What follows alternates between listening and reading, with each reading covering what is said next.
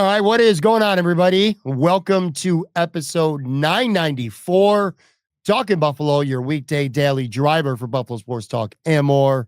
My name is Patrick Moran. Thank you to everyone out there, as always, for listening to the show, whether you're listening, whether you're watching on YouTube. I appreciate you guys very, very much.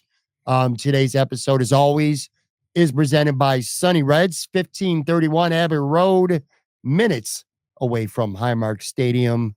Great food, wings, pizza, drinks, vibes. One of my favorite spots in Western New York. Make sure you go and check that out. All right, so this is our Tuesday episode, and I'm joined right now by my good buddy, a regular on this show, recurring guest, my man PK from the Buffalo Sports Collective. What's going on, buddy? How you doing? I'm busy, but I did see you put out a tweet earlier today. Congratulations on your upcoming 1,000th episode. Mhm. That's insane and a massive accomplishment. I appreciate you, man. Thank you very much. Yeah, that's pretty cool to think of going back to February of 2018. I was living 1,338 miles away in Florida, bored off my ass at the time, felt really disconnected from my hometown here in Buffalo. So whipped up a podcast called Moran Analytics Podcast at the time. But anyway, yeah, fast forward a little bit, 7 years or so later, still rocking. For people who don't know, by the way, what PK was referencing, episode 1000 is coming up. Well, it'll be airing next Wednesday. We're recording it live, actually, at Sunny Reds. Joe Biscaglia and Tyler Dunn are both going to be joining me. I'm really excited about that. Two of PK, and I'm sure you would concur with this, two of the best sports journalists, maybe not just in Buffalo, but period, man. These guys are so good, thoughtful, insightful, and a great conversation as well. So that should be a really good time. I'm looking forward to having both of them with me live at Sunny Reds. Yeah, I still remember Joe on being the producer of WGR in the mornings. I used to listen to that radio show sitting outside trying not to go to any of my college classes. So yeah, it's come full circle with him being, I think you said it perfectly. Both of those guys are some of the best in Western New York, but hands down some of the best across the country as well. Joe B's growth felt inevitable. Like, you're right. I remember being at GR as well. And I remember going to Channel 7. You could just see it coming. Like, you could kind of see the momentum building up for him becoming one of the very best, which he certainly is right now. Quick other little fun fact programming note that we're going to dive into today. We're going to spend some time talking about, I got a handful of issues so the Bills lost. So this drops on Tuesday. Come Wednesday, it'll be 1 month since the Bills lost in the AFC Championship to the Kansas City Chiefs. I still got about 5, maybe 6 issues with that game that are still lingering in my mind, still bothering me. And at least 1 or 2 of them that I think have really flown under the radar in the weeks since that game. You and I will discuss that today. Sean McDermott had his press conference at the NFL Combine in Indianapolis. Pretty bland and boring, but there might have been 1 or 2 things that I'm going to hit on that I think are worth talking points. And then maybe we'll get to some Sabres stuff there at the back end of this episode as well. Quick little fun fact. So, since I already plugged next week's episode at Sunny Reds, I don't know how familiar and locked in you are with the college basketball scene. And I'm going to be completely honest with you, I'm not anymore. There was a time years ago where I really was, but it's fallen off for me, and that's my own fault. But anyway, live Thursday night, Imperial Pizza on Abbott Road. I'm going to be joined by Damon College men's basketball coach, Mike McDonald. I always get the last name wrong. I'll tell you what, I didn't know this, PK. They are the number 1 ranked D2 program in the entire country. They're undefeated. They're I think 23-0 right now as you and I record this. Yeah, they're a powerhouse, man. I'm excited about that. So Mike's going to join me live for a conversation at Imperial Pizza. I say it all the time. You guys over at the Buffalo Sports Collective, you cover the Bandits so very well, and it's just a market that lacks for it. So does, and we've talked about this, you and I, high school, college hoops, or just sports in general. The market lacks, and I pointed the finger on myself. It's like, I can't blame other people for not doing their job if I'm not doing mine. So I really am making a concerted effort to start covering more sports or at least having conversations with different people from different sports entities besides just the Bills and the Sabres. So anyone out there listening, like I said, that's going to be live on Thursday night.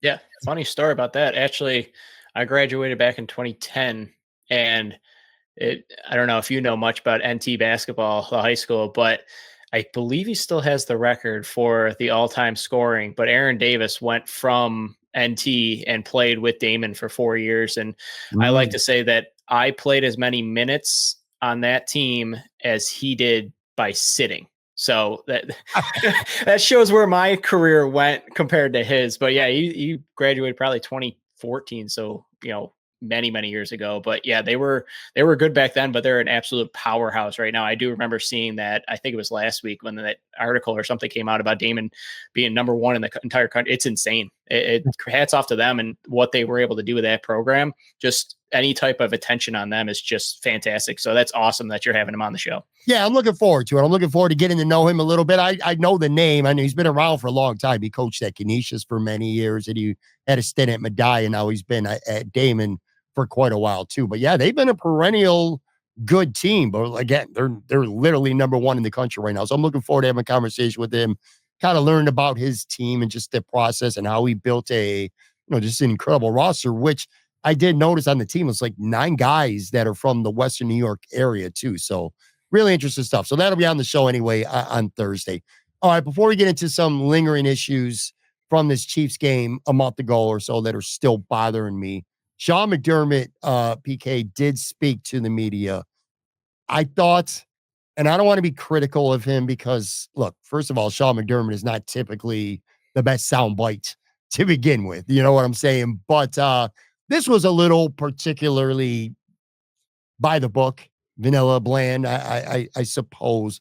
That said, I want to be fair to Sean McDermott right now. This is the official start of lying season, when it comes to GMs and coaches in pro football. Free agency is getting ready to kick off. Of course, the draft. So teams aren't going to, really show their hand on what they're up to. So I didn't go into this having any expectations on getting much from Sean. And I think that turned out to be the case. Now, I don't know if you even had a chance to listen in because I know you were doing some Buffalo Sports Collective stuff earlier before joining me on this show right now. Basically, I would say he confirmed some things that were already been reported that we already know. He confirmed that Matthew Smiley is out as special teams coach. And he was asked about that too, because he did say after the season that he was staying. Right. And then he was asked why. Well, what was, what caused you to change your mind? And he just was, again, pretty straightforward. He said he wanted to take his time and go through the process and fully evaluate that position. Ultimately, he came up with what I think, anyway, is the right decision to move on from him as special teams coach. They confirmed that the strength and conditioning coach, Eric Ciano, left, and now he's with Jacksonville. So, again, these were things that are already reported on. He talked a little bit about man-to-man defense because there's been a lot of speculation, that the Bills are going to be playing a lot more man-to-man defense. And he basically said we might be looking into too many things from the Kansas City game or some of the coaches that they're bringing in. He likes to stay ahead of the curve. It's in a changing league. They want to be able to play more man. Again, not really nothing of substance. One thing that did surprise me a little bit, and I want to get your thoughts on this too, because this has become a topic. In fact, it was being reported. We're recording this Monday afternoon. It was reported that the Green Bay Packers are trying to get the tush push ban. So that's going to be a topic up for discussion at the owners' meetings coming up at the end of March. Sean McDermott was asked about that at the press conference. And now, mind you, this is a team, the Buffalo Bills, that despite, and we're going to talk about the tush push, by the way, shortly with my lingering issues. But aside from Philadelphia, the Bills probably used the tush push to their advantage more than any other team in the NFL. So I was expecting them to have a little more, I don't know. I just didn't expect them to have a strong stance one way or the other. But he sounded very anti-tush push, PK. Surprised me. He said, in fact, I got the quote that, with the way they play that, the physicality is contrary to the health and the safety of players. He sounds like a coach that would not mind the tush push getting banned. Before we go any more forward about Sean or the Bills, What are your thoughts on that? Because, like I said, Green Bay is the team. Diane Ruzzini from The Athletic reported it because it was an unnamed team. But anyway, it was the Packers. What do you think about potentially banning the tush push? What are your thoughts on it? And do you think there's any chance that that play could actually end up getting banned? Yeah, like you said, I'm a little bit behind the eight ball on stuff. We're expanding our coverage, so I was actually interviewing somebody else.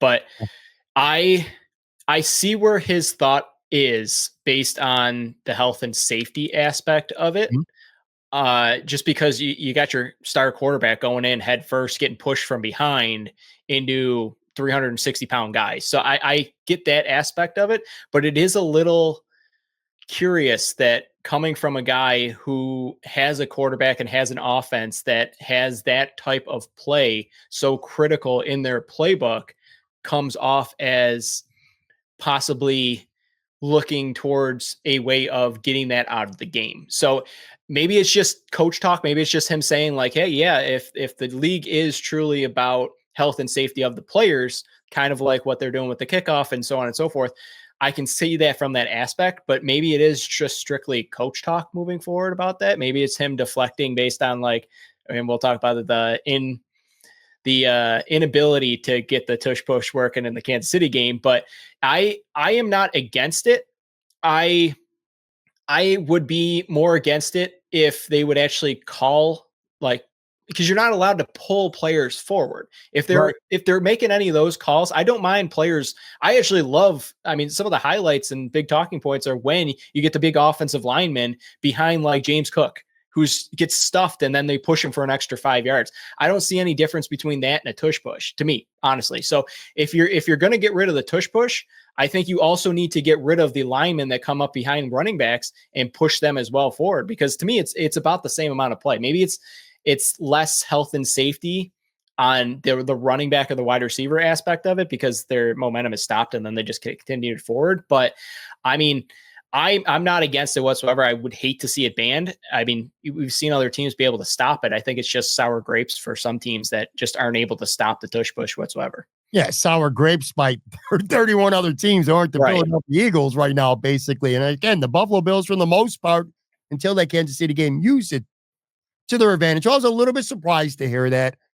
I don't know. I'm purely guessing and speculating. I don't think this is going to get much traction if there comes to a vote. I will say that Sean McDermott sounding pretty clearly against it. Maybe he's not the only coach that Right. feels that way. I'd like to know some data if they're doing some research, like has this caused more injuries, these types of plays.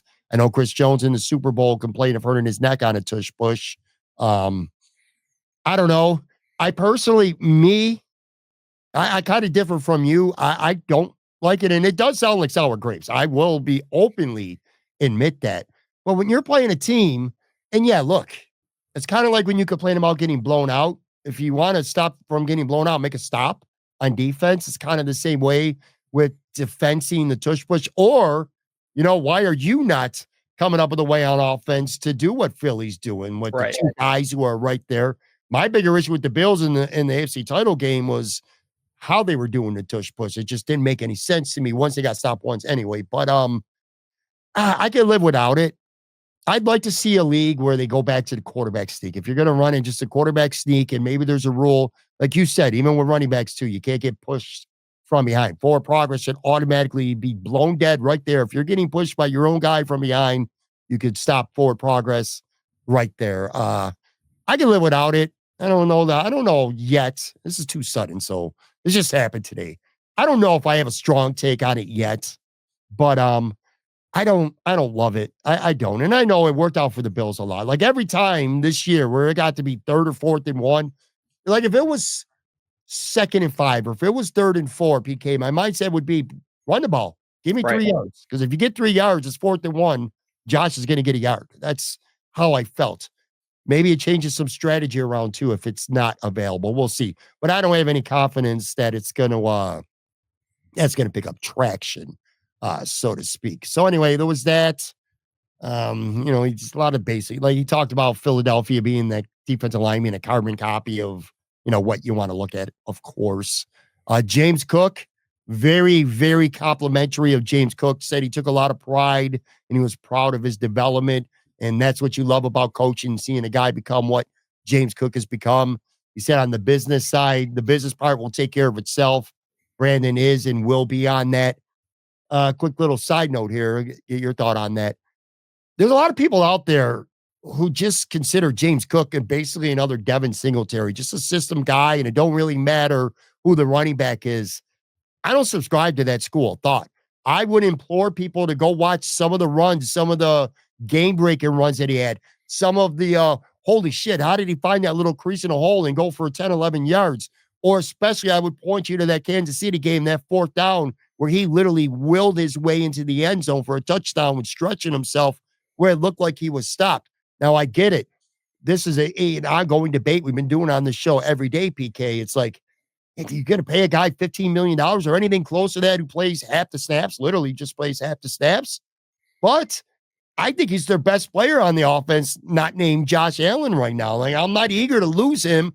And I do not believe for 2 seconds that Ray Davis, while a good player, is not James Cook. I know we've talked about this a little bit before, but Sean McDermott sounded like a guy who has zero interest in not having James Cook be his featured running back. And this is a head coach of Sean McDermott. You know this as well as anybody. That dude's been looking for this guy since he's became coach of the Buffalo Bills. He's got him now. They ain't trying to lose him. I know that much for a fact. What are your thoughts on that right now?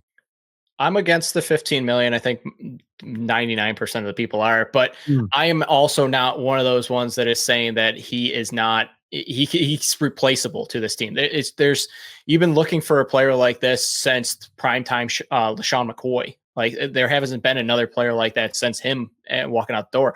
I'm between like the 8 and 10 million. If you can get it in there, I would love it. But I also believe that I don't think he's the type of player that he was last year. I'm not discounting the skill and the ability that he has, but if you put him behind a different offensive line, does he bring the same value? I think the offensive line added to what he was able to do last year, but I'm also I agree with you. I think he is probably the second best offensive weapon that this team does right now. To me, though, I think that's an indictment on the offense, because if James Cook's your next best weapon, which I'm not trying to discount him whatsoever, but I think there's a problem with the overall offense if you have to rely on a guy who does 50% of the snaps to be your next best weapon. And this is also not me saying that a Ty Johnson or Ray Davis can come in and do what he can do. I mean, I think they could be passable back there, but then you're getting back into the Devin Singletaries, the Zach Mosses, and the so on and so like you had before James Cook took off. So I would like to see him get extended, but more in the single digit rather than the double digits for me. That's fair. And you do bring up a very compelling point. The Bills' offensive line is a huge asset. There's no denying that. Like, if James Cook goes in 2 years from now, because he's under contract this year, okay? Right. And he got a nice little bump from 1.13, the way the contracts are structured for the second round guys. He's at 5.5 this year. So he's got a nice raise already.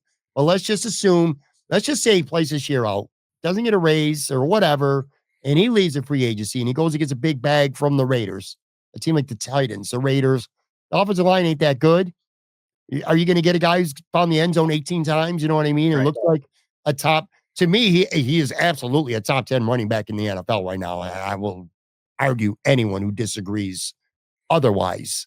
But you do bring up a fair point about that. The one thing I will push back a little bit on, though, just a little bit, is with the way the salary cap is going up, the money goes back to the players. So, it's went up $53 million or whatever in the last 2 years. You got to look at percentage of the cap, what guys take. So 8 to 10 million for a premier running back 2 to 3 years ago is more like now 10, $11 million. 15 is still too much.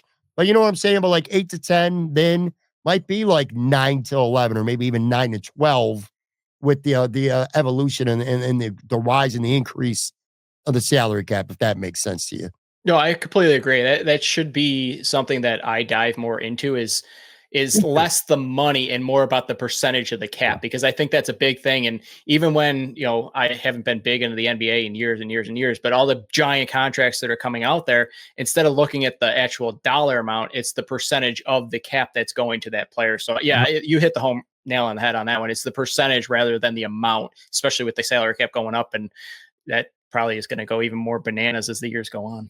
Well, I appreciate you saying that. However, I got to be clear. I did not hit the nail on the head with that. I got to give credit where it's due.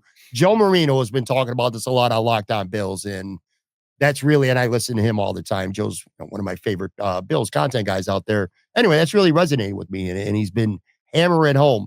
Stop looking at just the number per year of the contract. Look at the percentage of what that player is in regards to the salary cap, because he's been talking a lot about that with Greg Rousseau. Greg Rousseau getting $22 million based on what you're thinking of 2 years ago sounds absurd. There's no way he's worth that.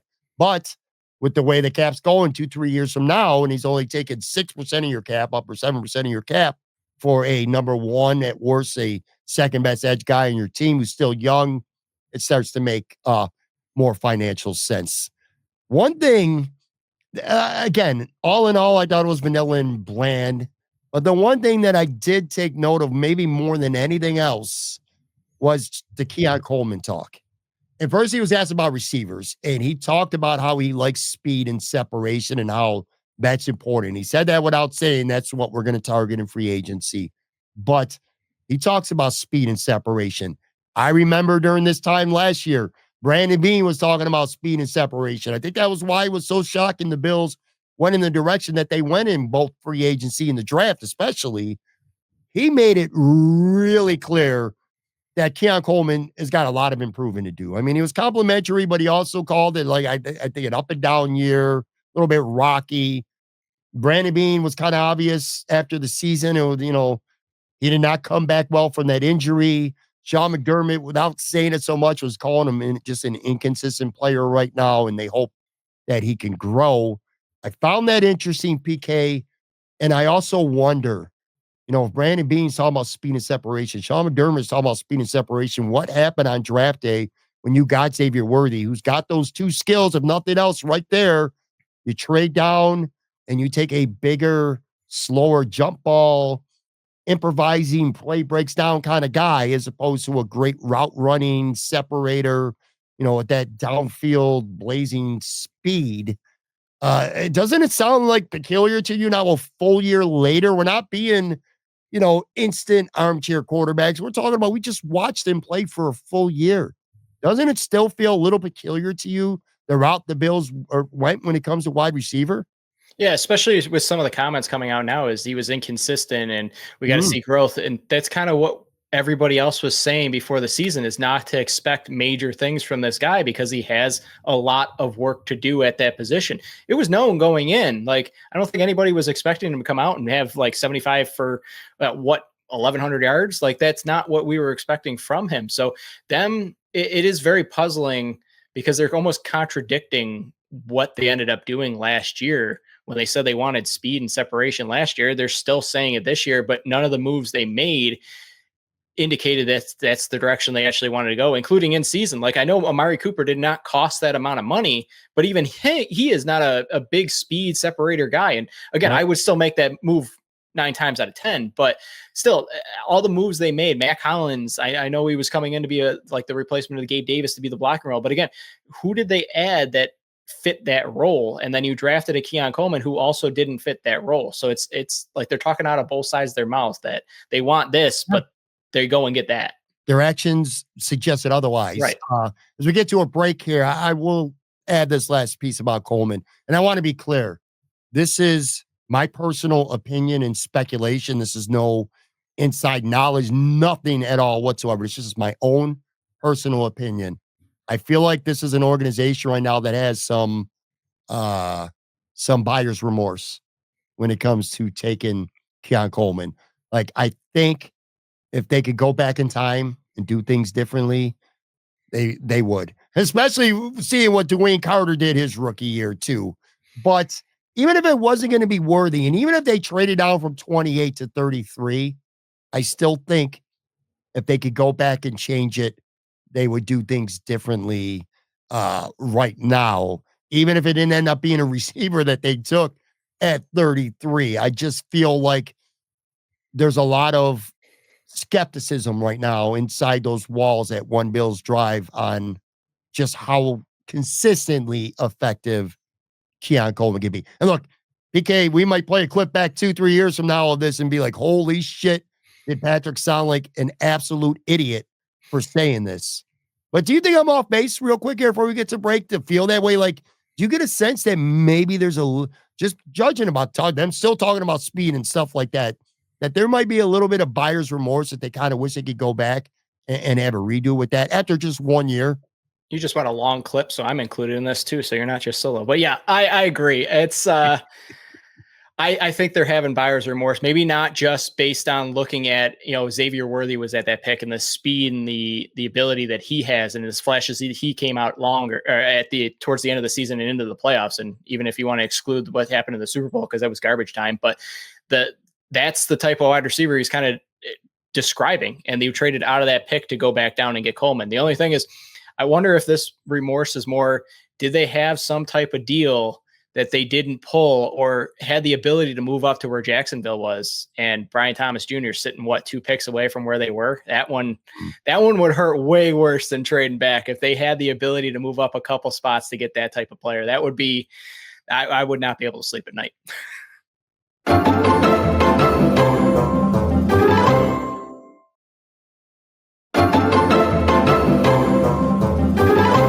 I'm back with BK from Buffalo Sports Collective. Right before the break, we just dived into, we got all in on Keon Coleman. I'll leave you with this, listeners, as we start to get into those issues that I was talking about.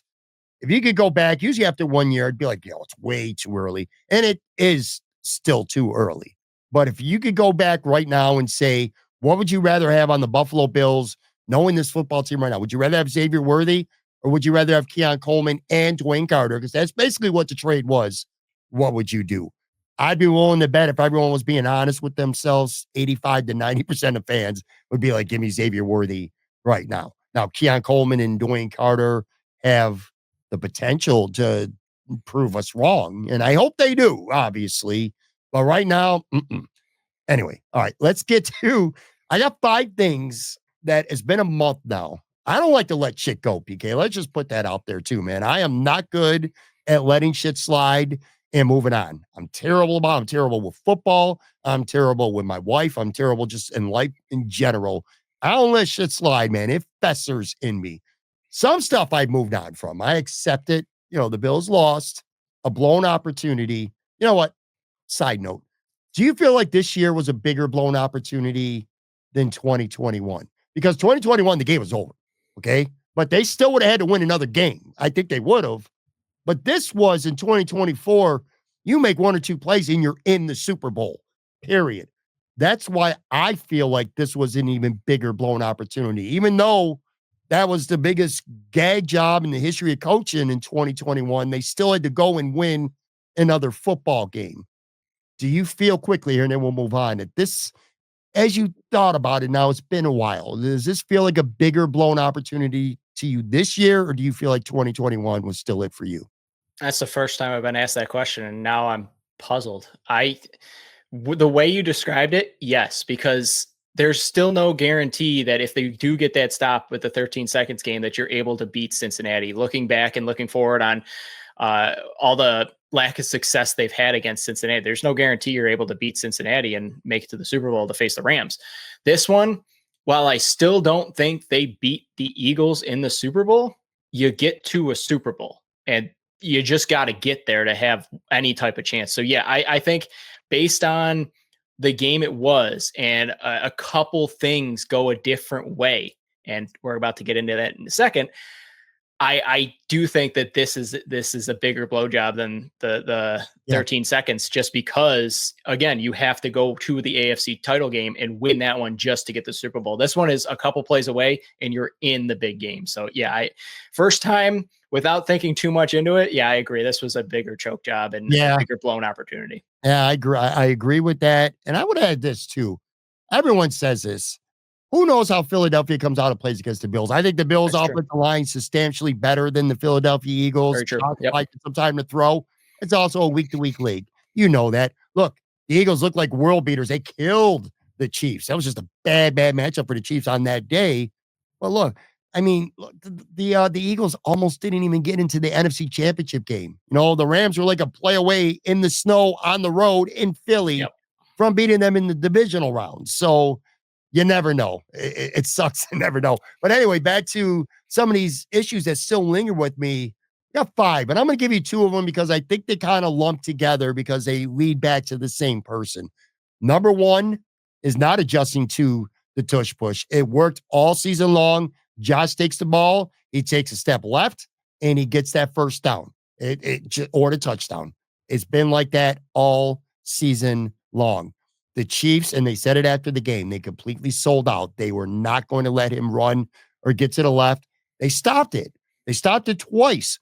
One of the times, and they stopped it actually 3 times, but they stopped it twice before the fateful 4th down stop as well. So they had already previously stopped it twice. And I would also add that on one of the ones that the Bills were successful on, Josh Allen actually fumbled and got lucky, and the ball just bounced right back to him. That could have just as easily been a turnover. Long story short, that shit wasn't working in the game, and Joe Brady had no variation for it, like going to the right or bringing 2 guys up to push, kind of like Philadelphia does. Or again, it was obvious that the Chiefs said they knew it was coming. They sold out to stop him from going left. You go right. There's just so many variations. The Bills and Joe Brady specifically just refused to put any new wrinkles in their game plan that they hadn't shown already this season. There was nothing new about this game. That still bothers me a month later. So you got the tush push. And on that last one on 4th down, I will die on this hill. It's Josh Allen got to the line quick because it was 3rd down and they wanted to get to the line quick so they couldn't substitute players. Sean should have called timeout. It should have went to something else at that point. Sean McDermott should have used a timeout. Too much was on the line. He didn't. That aside, though, that didn't work. That bothers me. And then the other thing, we talked about James Cook earlier.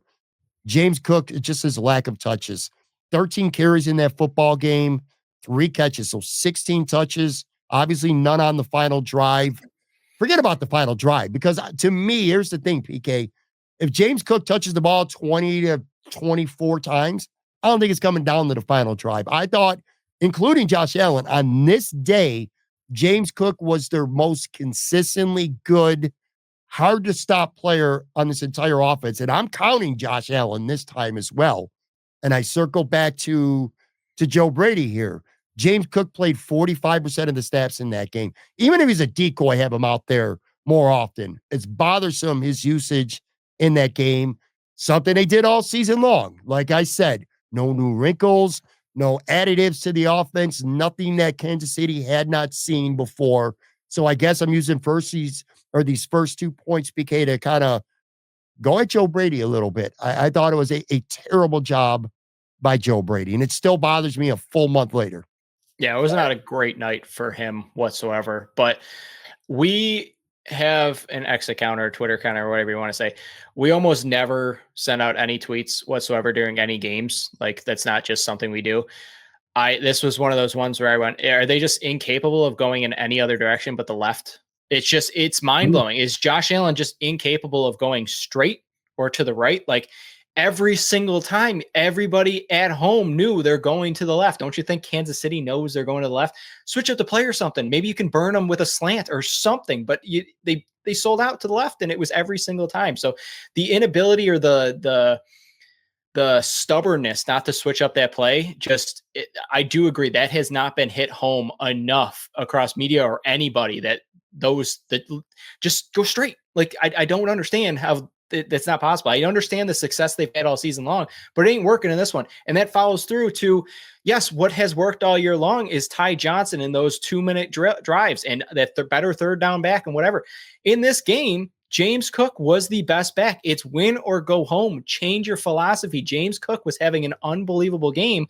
Why is he not even on the field? Like you said, if he's a decoy, it's still a weapon on the field. Even if he's not touching the ball, it's a weapon, and it's a different look that the defense has to adjust to. So those two things, I think the James Cook one has been talked more about than the sneaks, but it's just those two things that are, you asked the question earlier, was this a bigger choke job?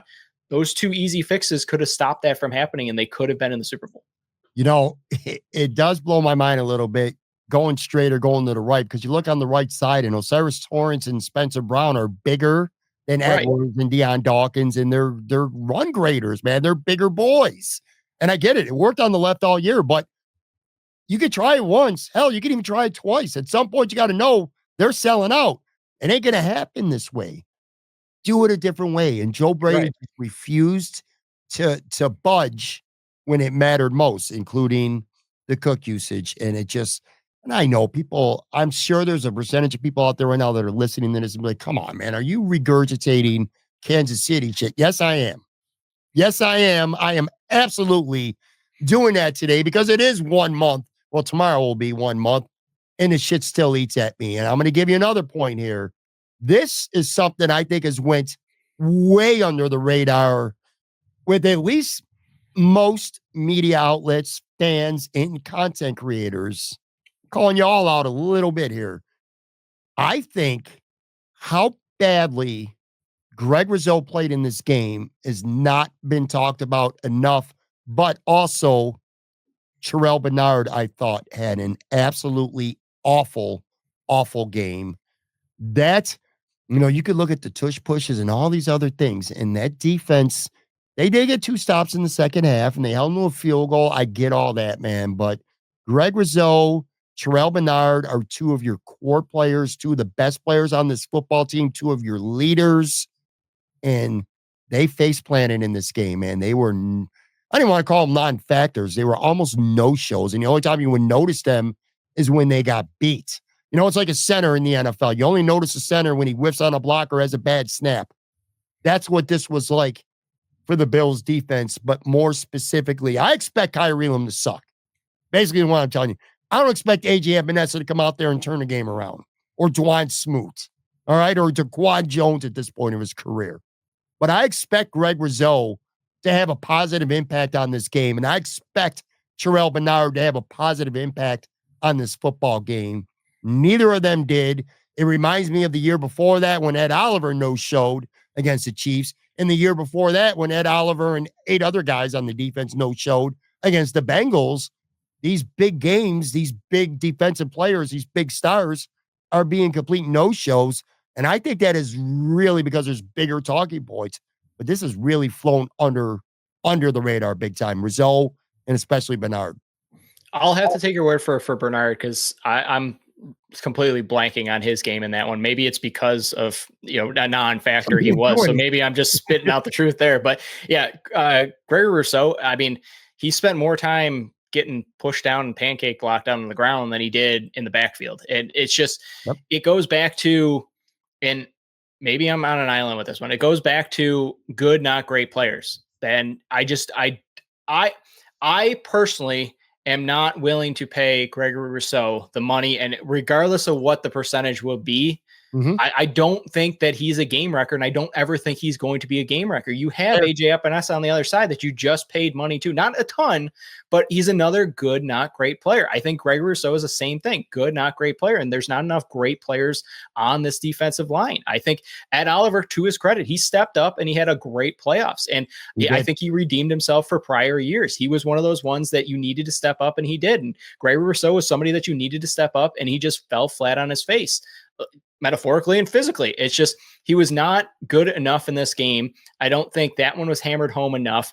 Again, I'll take your word for it with Terrel Bernard. I don't remember him. And again, that's why I'm saying it, but Gregory Rousseau, hands down, not good enough whatsoever in this one. And he could have played a big factor in that one based on Kansas City does not have a great offense line. You saw what the Eagles were able to do. I know comparing the two is not fair whatsoever, but Greg Rousseau is not a terrible, terrible player, but he looked like a terrible player in this game. Circling back to Terrel Bernard, when you're not noticing him, True. it's not a good thing because Right. he's a splash guy. Yep. Terrel Bernard's the guy who look at the Ravens game, play the game with Mark Andrews. You know what I mean? Yep. And he didn't have a good. I don't think he was that good against the Ravens either. However, just he made up for that by having an impactful game changing play.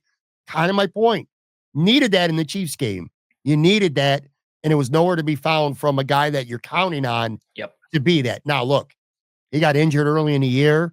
That could have had an effect on him. A lot of times these guys come back and they play through injuries and they're not the same. It's a little telling to me that the Bills strength and conditioning coach, long time when Eric Seattle's gone now. There are a lot of players on this team: Keon Coleman, Dwayne Carter, Amari Cooper. A lot of these guys got injured at various points of the year. Even Teron Johnson, I would say, they didn't look like the same players that they've been prior to the injury, or in some cases like Bernard or Teron Johnson in past years. My expectations, my grading curve is stiffer on the best players. And those are two of your best players. And in the case of Greg Rousseau, I agree with you. If he's a guy who's going to give you 6.5 to 9 sacks, 8's been his career high. He's been in the league 4 years now, too. And he's going to be stout against the run. He's going to stand out a couple games. He's going to make a couple big plays. He won AFC Defensive Player of the Week earlier this season in a game, but he also could disappear, and he just did it at the worst time. Dudes like that ain't getting $22 to $25 million from me. And I know a lot of people out there would disagree. That's fine. That's your right. But anyway, those two guys disappearing in a big game still does not sit well with me all these weeks later, nor does Von Miller playing just 16 snaps. He played 24% of the snaps in the AFC title game. I thought he was being ramped up, so he had the 4-game suspension. You can look at it silver lining point of view. That's 4 weeks of no wear and tear on Von Miller's body. Comes back, brought along kind of slowly, never really ramps up. I'm like, all right, they're saving his ass for the playoffs. This is why you went out and gave him a huge free agent contract. He played 17 snaps against the Ravens. He had a big play in the game, too. Just right place, right time. Falls or sees the fumble, picks it up, runs it for almost, they got to the red zone or whatever. So he had an impactful game. Chiefs game, 16 snaps. I don't understand it. It's so obvious. You ain't getting shit from AJ Epinesa and Dwan Smoot. It's just obvious to me. Why is Von Miller not out there more? Kind of goes back to this theme that I've had coaching. It's like they danced with what brought them to that Chiefs game, and they just refused to deviate from what was working previously in a game where certain things weren't working anymore. Yeah, it's just lack of adjustments on. It's them thinking we know better that our system's going to work than what you're throwing at us, and it just wasn't working. So why? The definition of insanity is trying the same thing over and over and expecting different results. That's exactly what they were doing. I just don't. When you're seeing Greg Rousseau be that ineffective again, regardless of how bad he was playing, you have somebody in the wings, and a Von Miller, who, yes, is not the same player he was when he signed here whatsoever, but he still has those bursts and he still has that name value where even if he's having a bad season, you're lined up against a guy named Von Miller. It's going to change some things and it's going to work in your brain a little bit differently, especially on an offensive line versus Kansas City that has struggled this season. So even if it's just bringing him in for a name value, I think I don't know why that adjustment wasn't made. I don't know why he wasn't ramped up. It's again, it's like James Cook, the lack of snaps. It's Von Miller, lack of snaps. It's do or die, man. Like, why are you limiting the snaps in this one for, protecting them for the next game? If you don't win, there is no next game. So it didn't make any sense. I agree. It's lack of adjustments for the coaching department that didn't put the players in the positions to succeed the best way they know how. I thought, without question, Von Miller was their second best defensive end on the team this year. Yeah. All season long. And I didn't really think about it much or care because all along I was like, well, he's old. They're watching how much work he gets, maintenance, whatever you want to call it, man. And I'm like, all right, well, I know why. Then you get to when you need him, and it was no different than it was in week 16 against the Jets or whatever. It was just incredibly frustrating. And again, it still doesn't sit well with me. And here's the last one. And let me preface this with two things. A, you get a lot of people like, come on, man. They're going to roll their eyes at me. I understand you. I feel it. Number two, maybe there's something that we don't know. Like maybe he was, when he signed, it was like, you ain't playing. We literally just want you to come teach Cole Bishop and be in the locker room, be at players' meetings, be in film study, things that if you're a coach, you're not going to do. But if you're a player coach, you can be. I think it was a mistake, and it still bothers me that Micah Hyde never got a look. Now, look, I'm not saying specifically the Chiefs game. By that point, it's a lost cause. It's too late. Okay. But my mindset was he joined, it was a week after the bye, I believe. I know it was at least 3 to 4 weeks he was on this team on the practice squad. When you got to those last 3 games, when you're playing the shitty Patriots twice and you're playing the Jets, that was your final 3 regular season games. What's the harm unless, again, he physically couldn't play anymore, which is possible. And if it is, then I apologize. Okay. But if that was the case, or he said, I don't want to play, I just want to help coach, I want to get some coaching experience and I'll help the boys in the meantime. If that's not the case, then I'm not going to apologize, because at the end of the year, why not give him a look? Because this is my mindset right now. He's not a great athlete. And even when he was great, he wasn't the best athlete. He wasn't the fastest dude. But is DeMar Hamlin a great athlete? No. Okay. DeMar Hamlin, when it mattered in that Chiefs game and other times, but especially the Chiefs game, he got exposed as being slow as shit, dude. Let's just call it what it is. I refuse to believe that Micah Hyde, even if he lost another half a step than what he was, he's not making some of those mistakes that DeMar Hamlin makes. I just refuse to believe it. I don't care how old he is. I don't care how long he was out, how rusty. DeMar Hamlin is a non-athletic, fundamentally sound football player. Sounds a lot like Micah Hyde to me. And to me, basically, DeMar Hamlin is a poor man's Micah Hyde at the end of the day. I just don't understand. And this is not necessarily Chief specific, but it could have been where if he would have got some experience, could have got a look. Maybe he does something in that game that DeMar Hamlin clearly could not do to help the Buffalo Bills. I still don't get it. And that still lingers. I keep using the word linger, but that still bothers me a month later, despite the fact that I know a lot of people are telling me to shut up at this point.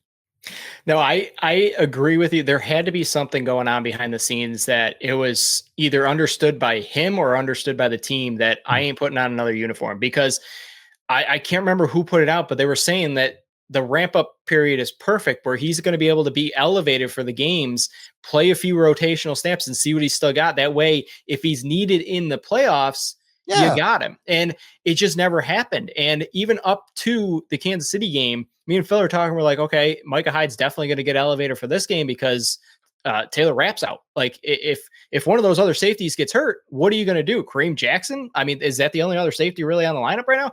So there had to have been something behind the scenes where it was just, it had to be, because otherwise you're not going to be taking up a practice squad spot on him. It just had to be a worked out, talked about, known thing between them and the team where it's like, I'll come here, I'll help the young guys, I will coach up Cole Bishop as much as I can, I will coach up DeMar Hamlin, but there's either no way you're getting on the field, or him saying there's no way I'm getting on the field. It had to be some type of agreement between the two sides, knowing that when he was signed to the practice squad. And it's not that you and I or anyone out there deserves to know the story. Right.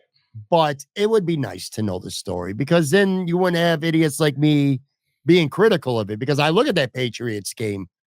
Why would you not play him in week 18? Let him get out there and just let him run around, see what happens. Because, look, you could have gotten, you get to the playoffs and Rapp was already hurt and Hamlin could get hurt again. And then what? The fact that they went with Kareem Jackson when it mattered over Micah Hyde probably writes the story, for me right now, that it's like I'm wasting my time complaining about it. But I guess this is my long-winded way of saying I'm just so unimpressed with DeMar Hamlin that it's insane. It's insanity to me. And not sticking with this game here. I'm going off on a different direction, but he's a free agent.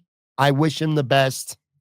Go be a good second or third safety on another team. I really hope the plan for the Bills is Cole Bishop. And if it's not going to be Cole Bishop, another veteran somebody else. His lack of athleticism just it bothered me. Anyway, yeah. I think they put him in the wrong position. He's a great depth safety and a great special teamer.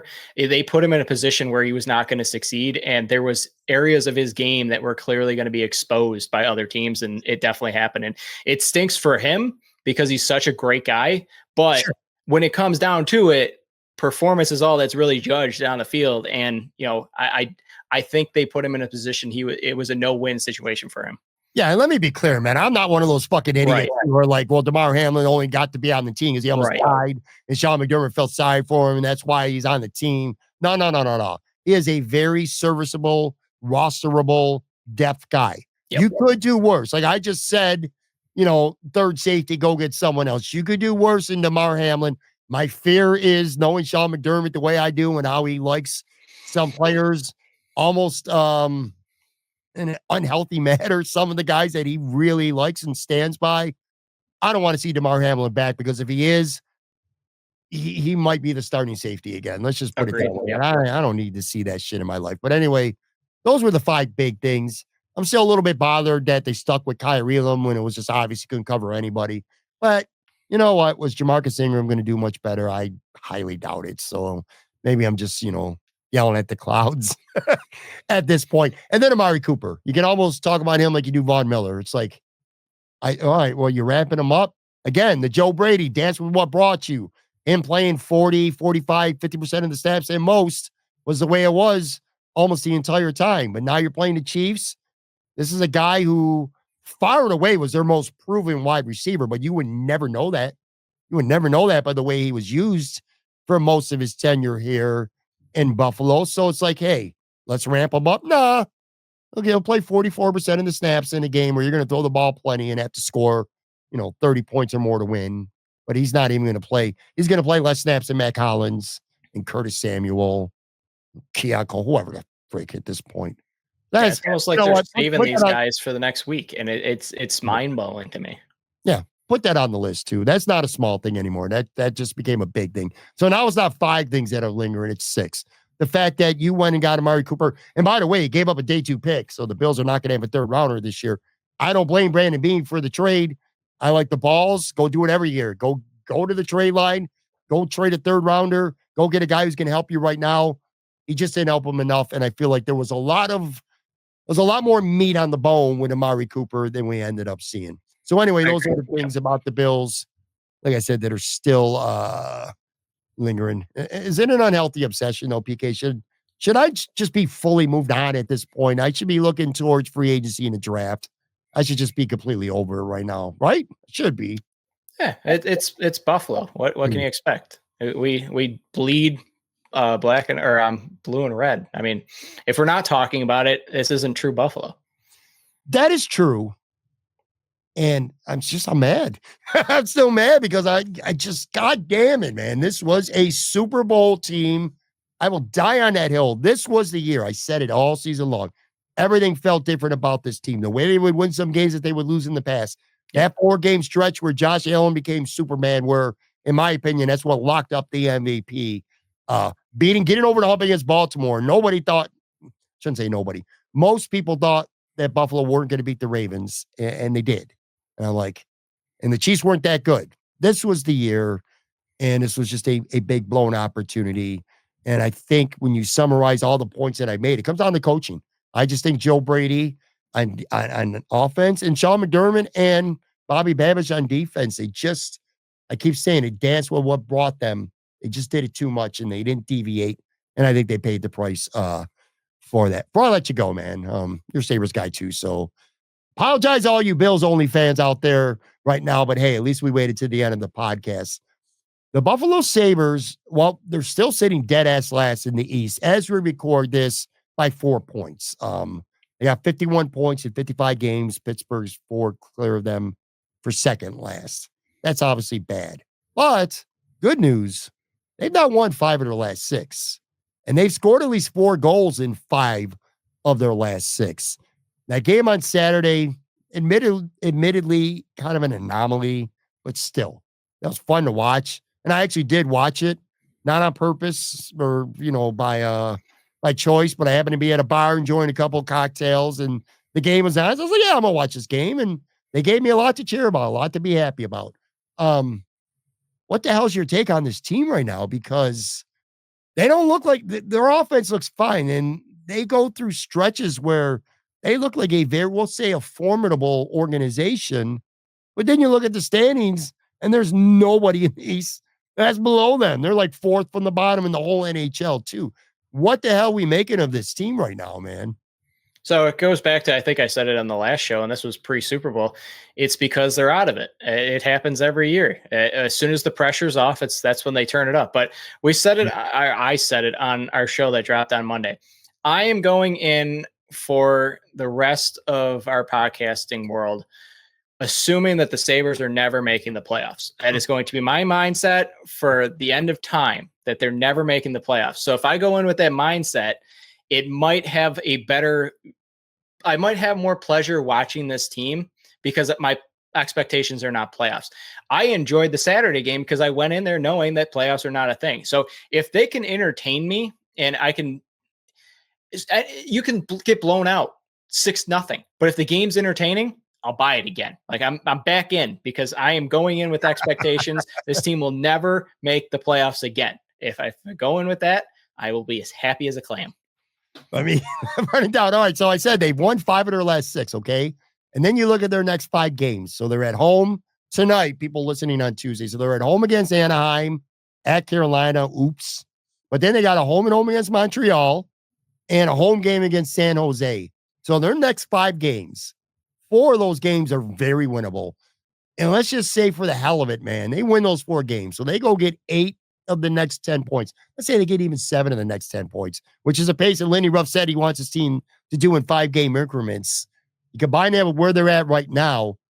Are you in the mindset that they're capable of going on a run? But then you're like, oh shit, now we're just 7 points back.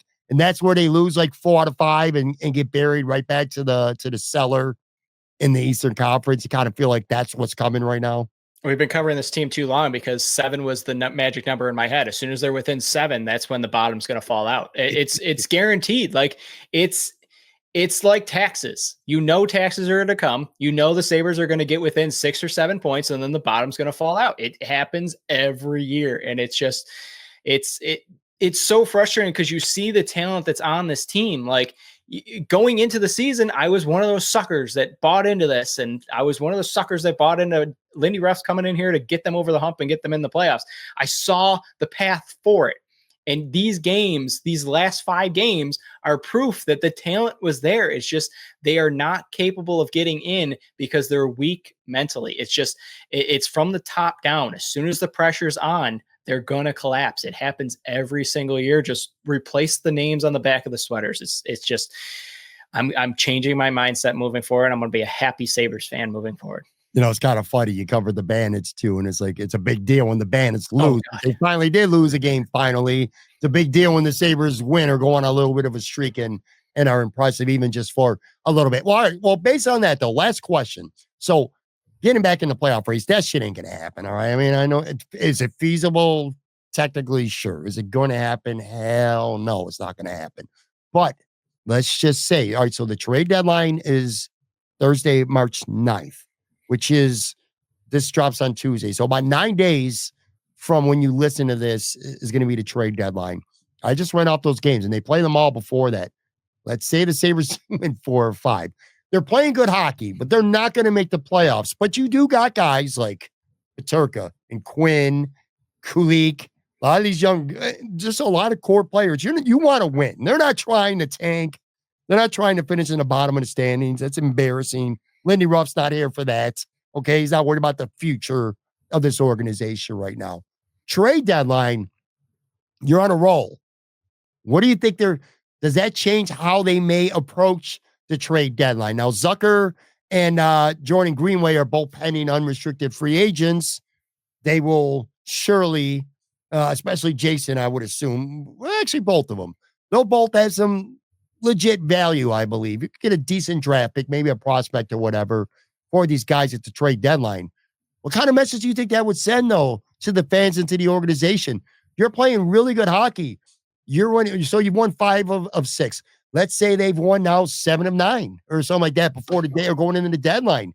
And then you dump off 2 veterans who are in your top 6, top 9 in your lineup. And does that send a bad message, or is that something that you think you need to do because you're just not going to make the playoffs this year? Like, how do you think the Sabres should approach free agency if they continue to play well? If they fall off and go right back to what they've been, then it's an easy answer. But if you're playing good hockey over the next week, does that change the approach the way it should be? Do you become sellers? I mean, do you become buyers even potentially is what I meant.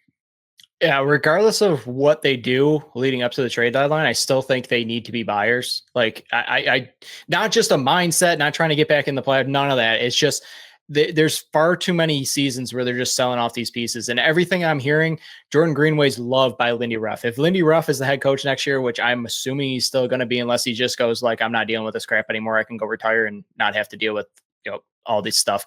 Mhm. I think Greenway is going to want to be back because Lindy absolutely just loves him. I think Zucker is so big in that locker room and such a piece that they want to extend. He's been their best free agent signing in years. I personally, if there's a move to be made, which I still think they should have made it months ago, if there was a move to be made, I think they need to be buyers. It's not me saying that they need to go out and get a rental. Get somebody with term that doesn't have a no trade clause to add to this piece. And it's not just about like sending a message to your locker room that we believe in you. I'm not buying any of that crap, but it's about improving the hockey team as a whole. I think too many times they've just sold off these pieces, which yes, you probably could get, a second round pick for Jason Zucker.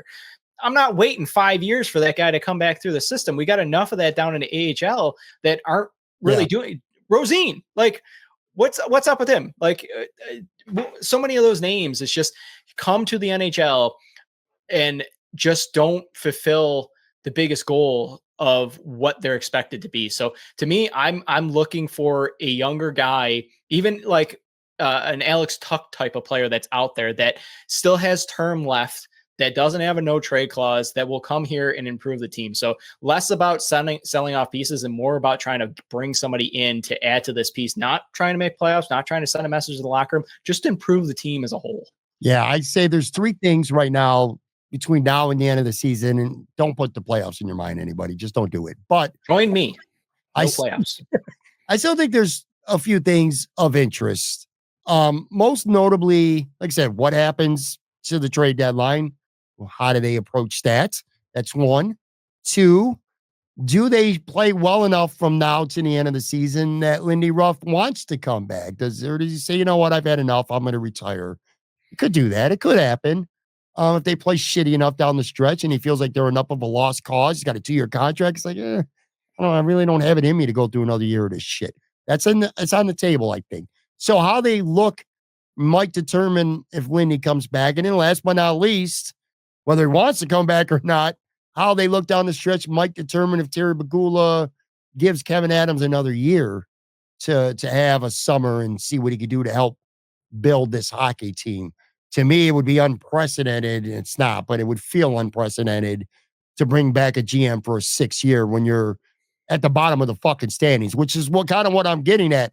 If they could climb out of the cellar, and maybe hop 3 teams or something like that in the Eastern Conference and look really good. And then you can go back to Terry and be like, all right, listen, over our last 30, 35 games, we played at this point pace. That might buy him another year. Whereas if they remain in the bottom I just don't see how you give him another year. I wouldn't put it past Terry Bagula to do it anyway, because I don't know that he gives a shit enough. But I shouldn't say that. I don't think Terry Bagula doesn't. It's not that he doesn't give a shit. I just think he's really incompetent at this point right now, man. Anyway, do you agree with that? Like, Kevin Adams is GMing for his job, and I think Lindy Ruff, the team is playing to see if Lindy Ruff wants to stick around for another year. That's how I feel. Yeah, I agree. I mean, if Adams is able to swing some type of deal to bring in a younger player with term, I think I don't agree with this, but I really do think that he saves his job. Like, regardless if they move out of the basement or not, if he's able to swing a bigger deal that a lot of people around the NHL network, like networks out there that are saying, hey, man, he really won this deal. He can look back at the McLeod deal that turned out really well. He can look at the Jason Zucker coming in here, the Zach Benson draft pick, the Kulik draft pick. He's got a lot of them on his resume that are positives. It's just he's not getting the results. So if he can swing a nice deal, even if they stay in the basement and just go, hey, like this is more bulletin board material right here. I won another trade. Bring me back for another year. I'm on the right track. I see that happening. I really do. You know what? You could add Byram to that mix too. That looks like a good trade right now. So all these good moves that it appears that, Kevin Adams did, and we're talking about a team as dead ass last in the Eastern Conference. That's just incredibly wild to me. Anyway, all right, it's gonna do it for this episode. Make sure you check out the Buffalo Sports Collective. PK is rocking it over there at PK_BSC. You boys do really good work over there, and I say that all the time. I appreciate it, and I appreciate you coming on. For people who don't know, PK, you're the one dude I could call you or text you or whatever at any time and be like, listen, man, something I need to go in this direction today. I need a guest. I know this is no notice, but can you do it? And you're almost always there for me whenever you can be, man. I truly do. I appreciate you very much. People like you help keep this show going 5 days a week to help me get to 1,000 episodes. So I appreciate you, boss. You got to send some kind of insult my way. I'm not used to this nice words. It doesn't happen very often. All right, guys, I will be back. Matt Warren from SB Nation joins me on the show tomorrow.